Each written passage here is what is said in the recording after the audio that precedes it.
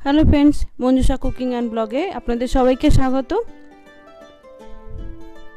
সামনেই পৌষ সংক্রান্তি, আর আমার চ্যানেলে বেশ কিছু পিঠে পুলি রেসিপি আমি অলরেডি শেয়ার করেছি। তো আর একটা নতুন ধরনের পিঠে আমি আজকে আপনাদের সঙ্গে শেয়ার করব। তা হলো খিরসা পাটিসাপটা বা বউ সুন্দরী পিঠা। এবার এই পিঠে করতে কি কি লাগে দেখে নেব। প্রথমে আমি ব্যাটারটা তৈরি করে নেব। তার জন্য দিয়ে দিচ্ছি চালের গুঁড়ো। আমি এই বাটির মাপে নিচ্ছি, আপনারা যে কোনো বাটি কাপ যা হোক নিয়ে নিতে পারেন।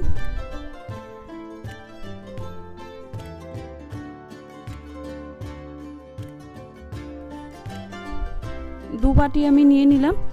এবার নিয়ে নেব ময়দা।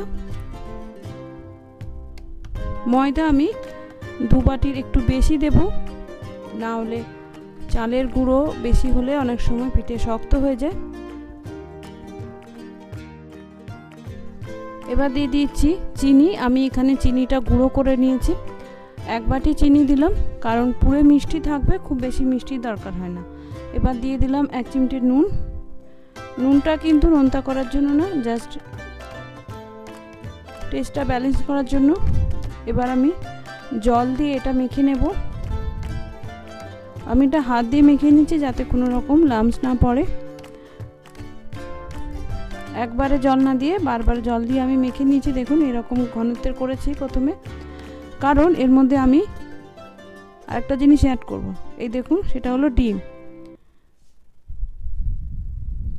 আমি এখানে 2টো ডিম ব্যবহার করছি। আপনারা যেরকম পরিমাণ নেবেন সেরকম ডিম নিয়ে নেবেন। আমি ডিমটা মাখার পর দেখব যে আর কতটা জল লাগতে পারে। বন্ধুরা, অনেকের হয়তো মনে হতে পারে যে ডিম দিলে আঁশটে গন্ধ বেরোতে পারে, তা কিন্তু বেরোবে না।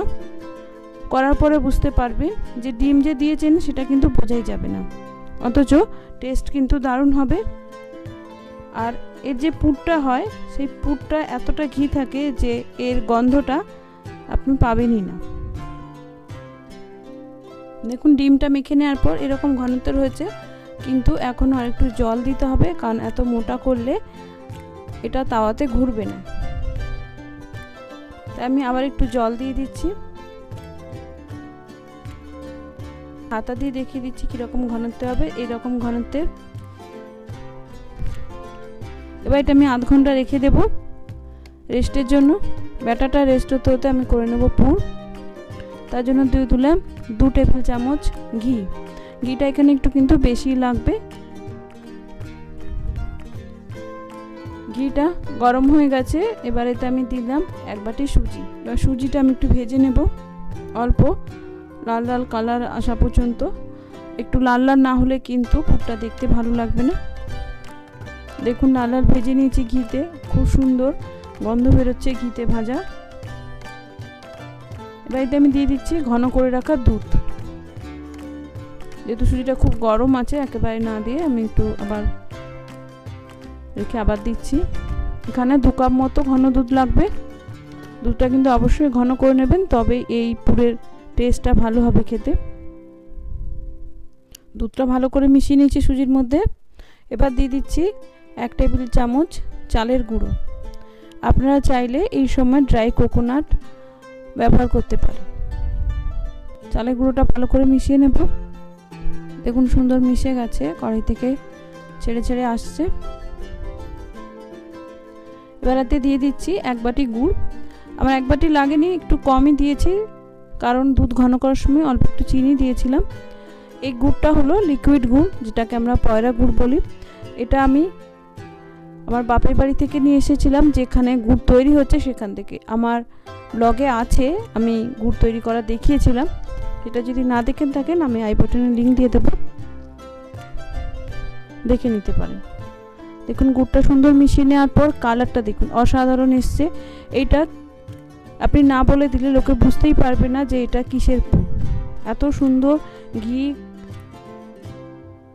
গুড়ের গন্ধ বেরোচ্ছে। দেখুন গুড়টা ভালো করে মিশিয়ে নিয়েছি। এবার দিয়ে দিলাম 1 চিমটে ছোট এলাচ গুঁড়ো। এটা অপশনাল, গন্ধ পছন্দ না করলে স্কিপ করতে পারেন। এবার দিয়ে দিচ্ছি 3 টেবিল চামচ কনডেন্স মিল্ক।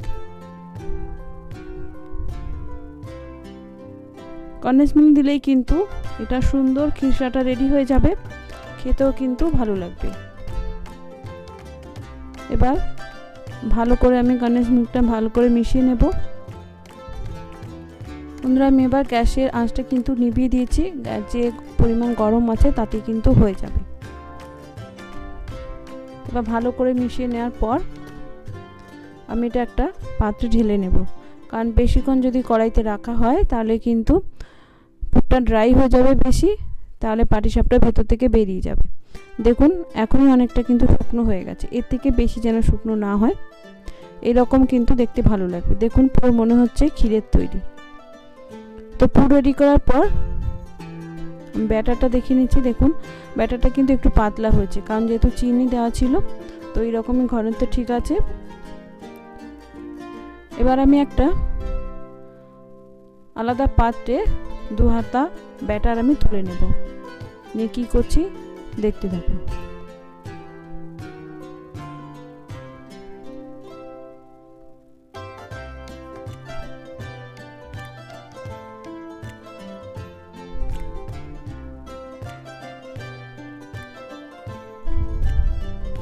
দেখুন ব্যাটারে আমি দিয়ে দিলাম খুব সামান্য food colour, orange food colour. ওই ফুড কালারটা আমি ভালো করে ব্যাটারের সঙ্গে মিশিয়ে নেব।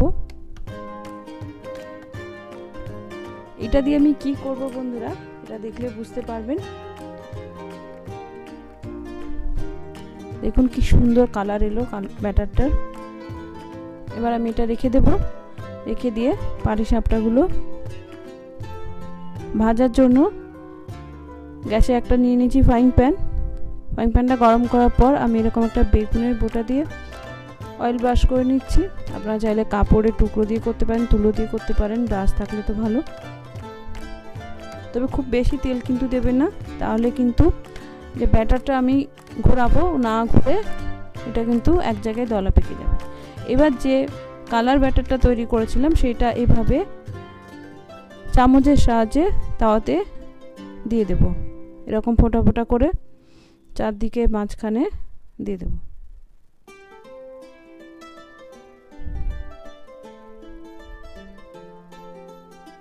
এবার 1 হাতা সাদা ব্যাটার আমি তাওয়ার মাঝখানে দিয়ে তাওয়াটা ঘুরিয়ে নেব।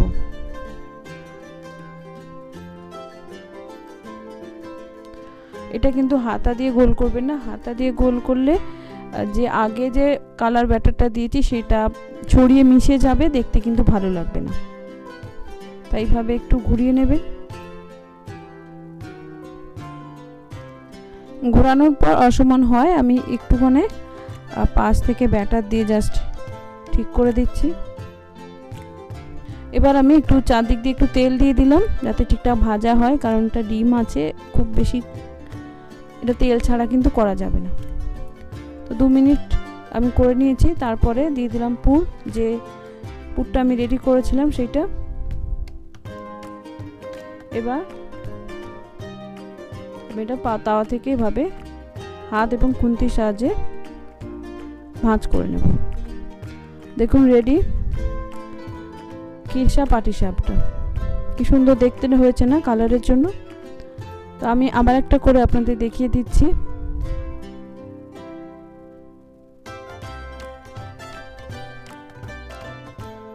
দেখুন মাঝখানে এরকম ড্রপ ড্রপ হয়, কি সুন্দর লাগছে দেখতে। খেতে যেমন টেস্টি হয়, দেখতেও কিন্তু তেমনই সুন্দর হয়। তাই এই পিঠার নাম বউ সুন্দরী পিঠা। তো বন্ধুরা রেডি আমার খিরসা পাটিসাপটা বা বউ সুন্দরী পিঠা। আশা করি আপনাদের ভালো লেগেছে। ভালো লাগলে অবশ্যই এই শীতে একবার ট্রাই করে দেখবেন।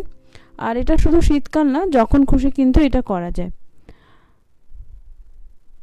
ভালো লাগলে অবশ্যই বন্ধুদের মধ্যে শেয়ার করবেন, কমেন্ট করে আমাকে জানাবেন কেমন হয়েছে। আর আমার চ্যানেলটি এখনও সাবস্ক্রাইব না করে থাকলে সাবস্ক্রাইব করার অনুরোধ রইল। নমস্কার, ধন্যবাদ, ভালো থাকবেন।